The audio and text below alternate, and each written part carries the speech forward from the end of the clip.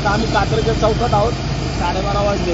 एका बसने अचानकपणे पेट घेतला होता आणि खूप मोठी घटना आता घडली असेल, परंतु बाहेरची गाडी इथं आलेली आहे. बाहेरच्या गाडीमुळं म्हणजे सगळ्या गाड्या आपण पाहिलं ना तर कमीत कमी 15 ते 20 बसेस हे एका ठिकाणी एका जागेवरती आत्ता उभे आहेत आणि एक बरोबर मध्यभागी असलेली बस आता पेटलेली होती.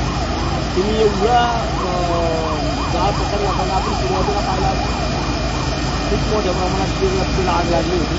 आता ती आग त्या गाडीने आता काढलेली आहे. परत एकदा हा प्रश्न उद्भवतो की मागे मी या बाबतीमध्ये बोललो होतो की कात्रजला जे काही रोडला BMTNLच्या बसेस उभ्या राहतात की ज्यांचा फार मोठ्या प्रमाणात प्रश्न या बसेस उभ्या राहतात त्या ठिकाणी त्यांना राखणदार कुणीच नसतं. मग आता नक्की या ठिकाणी जी बस जळाली ती अचानक कशा गाडीने पेट घेतला कोणी पेटवली.